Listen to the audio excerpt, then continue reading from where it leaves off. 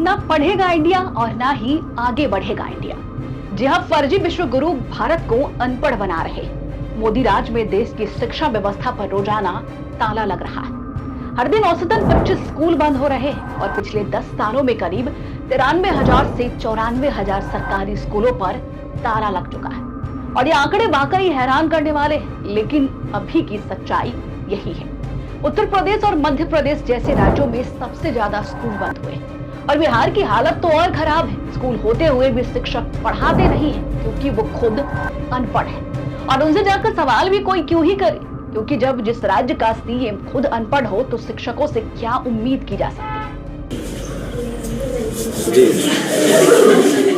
आप भी भूल गए क्या सर? जी भूल गए, लिख दे रहे हैं। हाँ लिख दीजिए, कोई दिक्कत नहीं है। तीसरा ट्राई हो रहा है, फिर सही लिखा हुआ है। FEBRUARY। आप बताइए सर, अभी आप ही जब फरवरी नहीं लिख पा रहे हैं, नर्वस हो गए हम। सर नर्वस काहे हो रहे हैं? हम क्या बता दें कि यूपी और एमपी में ग्रामीण इलाकों में बच्चे स्कूल जाने के लिए किलोमीटर तक पैदल चलते हैं, लेकिन स्कूल ही गायब हो रहे हैं। बच्चे तो पहुंच जा रहे हैं लेकिन स्कूल ही नहीं है। नामांकन घट रहा है, बच्चे ड्रॉप आउट हो रहे हैं और शिक्षा का स्तर लगातार नीचे गिर रहा है।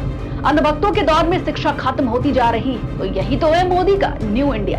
स्कूल बंद हो रहे हैं, महान वैज्ञानिक अल्बर्ट आइंस्टाइन को पायलट बताया जा रहा है और एग्जाम में सवालों की जगह जवाब दिए जा रहे हैं और कक्षा 5 की अंग्रेजी की किताब में ऐश्वर्या राय का मशहूर गीत निम्बुड़ा निम्बुड़ा पढ़ाया जा रहा है।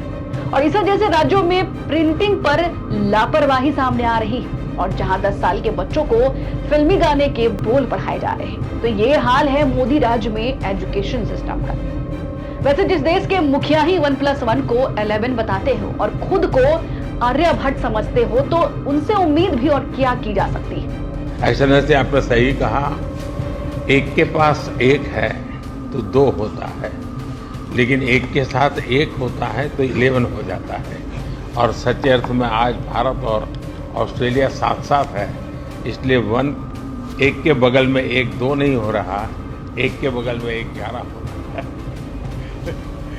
आज भारत और ऑस्ट्रेलिया साथ साथ है, इसीलिए एक के बगल में एक 2 नहीं बल्कि एक के बगल में एक 11 हो रहा है।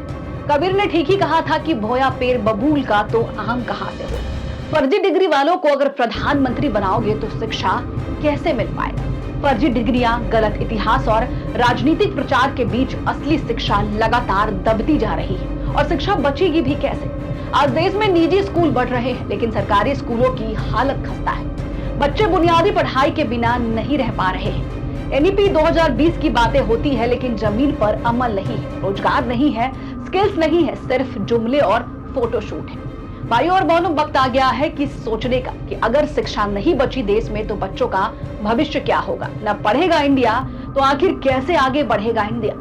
तो अब वक्त आ गया है जागने का और अगली बार अपने बहुमूल्य मतदान को सोच समझकर किसी ऐसे व्यक्ति को देने का जो सच में आपके और आपके बच्चों के भविष्य के लिए सोच रहा है, ना कि सिर्फ जुमलेबाजी, फोटोशूट और ये कह रहा है कि आप रील बनाओ, आप चाय बनाओ, आप छोटा सा स्टॉल लगाकर आत्मनिर्भर बनो।